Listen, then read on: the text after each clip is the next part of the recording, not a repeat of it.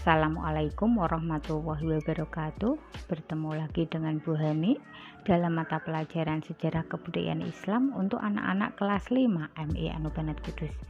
Kemarin kita sudah belajar bersama tentang biografi dan perjuangan dari Utsman bin Affan, khalifah yang ketiga.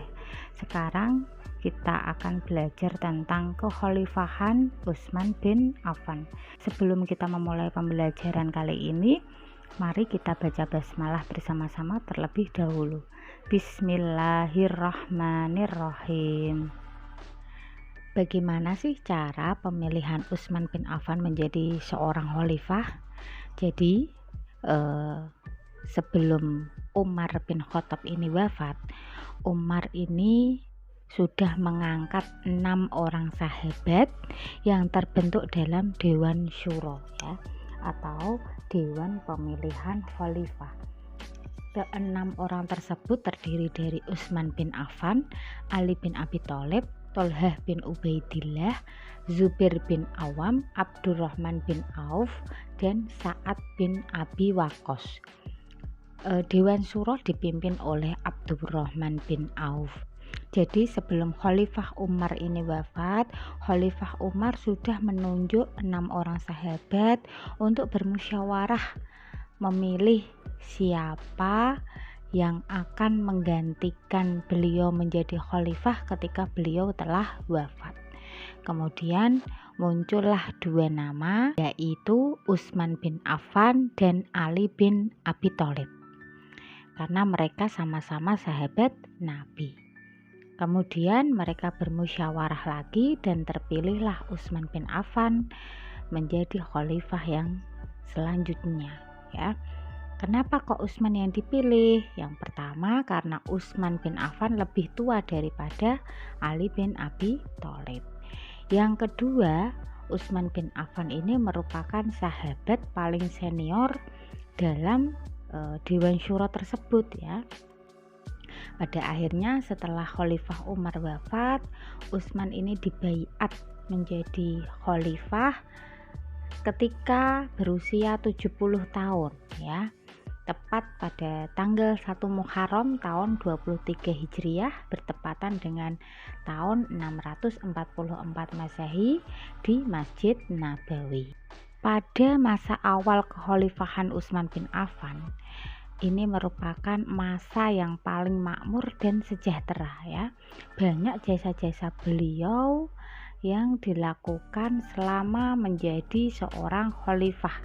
Di antaranya yang pertama adalah perluasan wilayah Islam. Sebelumnya Khalifah Abu Bakar, Khalifah Umar bin Khattab juga melakukan perluasan wilayah Islam, ya. Ini setelah Khalifah Utsman bin Affan ini juga melakukan perluasan wilayah Islam, di antaranya ini sampai di wilayah Afrika, di wilayah Asia, dan di wilayah Eropa. Masa kekhalifahan Utsman bin Affan ini melakukan pertahanan kaum muslimin sudah kuat dengan dibentuknya angkatan laut, ya. Salah satu pertempuran yang terjadi di laut secara besar-besaran ini disebut dengan perang Zatus Sawari atau perang tiang kapal, karena banyaknya kapal-kapal yang terlibat dalam pertempuran tersebut, ya. Kemudian merenovasi Masjidil Haram dan Masjid Nabawi.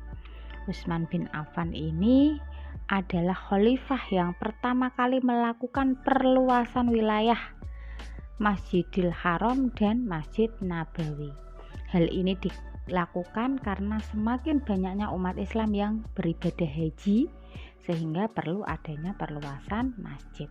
Jadi beliau membeli tanah-tanah di sekitar Masjidil Haram dan Masjid Nabawi untuk melakukan perluasan masjid-masjid tersebut, ya. Kemudian jasa beliau yang selanjutnya adalah membangun gedung pengadilan.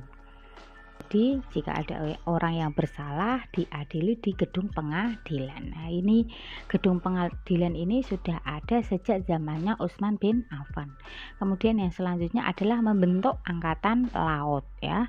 Pada masa ini Islam melebarkan ekspansinya, ya. Untuk pertama kalinya Islam mempunyai armada laut yang tangguh. Jadi pada saat itu peperangan tidak hanya terjadi di daratan tetapi juga di lautan. Yang selanjutnya adalah membukukan Al-Quran. Nah, ini Syekh Utsman bin Affan yang paling bisa kita rasakan sampai saat ini ya.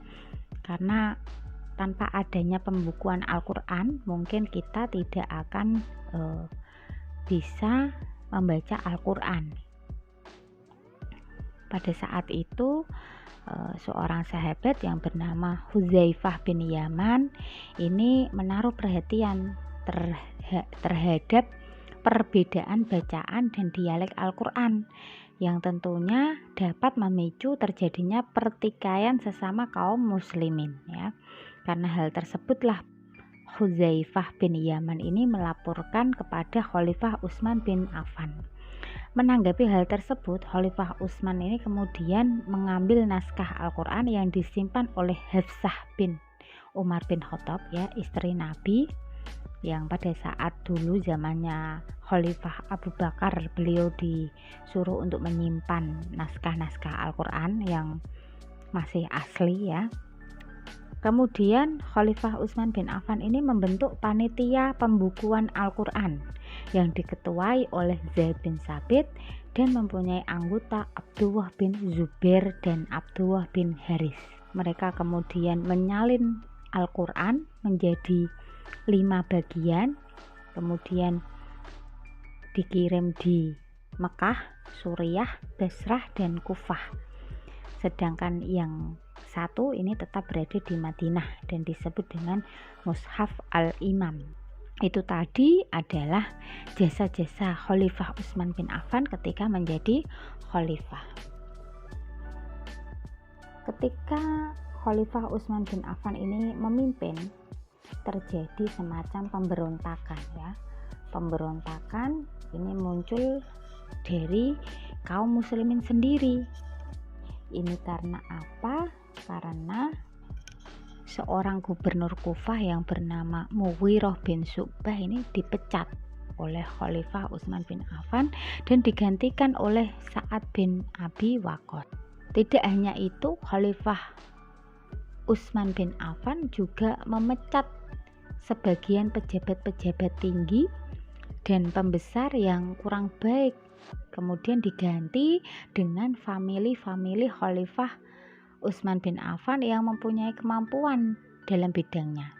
Sebenarnya ini tidak masalah ya, karena yang dipecat adalah orang-orang yang tidak baik dan digantikan dengan orang-orang yang mempunyai kemampuan dalam bidangnya, tetapi mereka adalah dari keluarga Khalifah Utsman bin Affan. Tetapi ada anggapan bahwa tindakan Khalifah Utsman bin Affan ini terkesan nepotisme. Nepotisme inilah yang mengundang protes dari orang-orang yang dipecat ya. Kemudian datanglah gerombolan yang dipimpin oleh Abdullah bin Sabah. Abdullah bin Sabah ini seorang penyusup. Karena apa? Karena dia adalah orang Yahudi yang berpura-pura masuk Islam. Tujuannya untuk memecah belah kaum muslimin. Abdullah bin Sabah ini menghasut orang-orang yang dipecat tadi ya, untuk menuntut agar pejabat-pejabat dan para pembesar yang diangkat oleh Khalifah Utsman juga dipecat. Tetapi tentu saja tuntutan tersebut ditolak oleh Khalifah Utsman. Karena merasa sakit hati, Abdullah bin Sabah melakukan pemberontakan atau propaganda anti Bani Umayyah termasuk Utsman bin Affan. Karena termakan hasutan dari Abdullah bin Sabah tadi ya, datanglah para penduduk dari berbagai daerah ke Madinah untuk menuntut Khalifah Utsman. Keadaan semakin kacau karena tuntutan dari mereka ini tidak dikabulkan oleh Khalifah Utsman. Kemudian terjadilah pengepungan di rumah Khalifah Utsman hampir selama 40 hari. Situasi semakin memburuk ya. Rumah Khalifah dijaga oleh para sahabatnya, diantaranya adalah Ali bin Abi Thalib, Zubair bin Awam, Muhammad bin Tolhah dan Hasan dan Husain, putra dari Ali bin Abi Thalib. Karena kelembutan dan kasih sayangnya, Khalifah Utsman menanggapi pengepungan tersebut dengan sabar dan tutur kata yang santun. Hingga suatu hari, tanpa sepengetahuan pengawal rumahnya, masuklah kepala gerombolan yaitu Hamran bin Syadan Asy'ari yang berhasil membunuh Khalifah Utsman bin Affan yang pada saat itu sedang membaca Al-Quran. Khalifah Utsman bin Affan kemudian wafat pada bulan Dzulhijjah tahun 35 Hijriah dalam usia 82 tahun. Setelah beliau menjadi khalifah selama 12 tahun. Beliau kemudian dimakamkan di kuburan Baqi ya, di samping Masjid Nabawi di kota Madinah. Dapat disimpulkan bahwa ketika Khalifah Utsman bin Affan ini menjabat selama 12 tahun, 6 tahun awal jabatannya ini berjalan dengan lancar dan sukses ya. Tetapi 6 tahun kemudian terjadi pemberontakan karena salah paham ya, yang mengakibatkan Khalifah Utsman bin Affan ini terbunuh. Itu tadi materi yang dapat Bu Hani sampaikan. Semoga kita dapat mengambil ibrah dari peristiwa tersebut ya. Mohon maaf apabila ada kesalahan dalam berucap. Walhamdulillahirabbil alamin. Wassalamualaikum warahmatullahi wabarakatuh.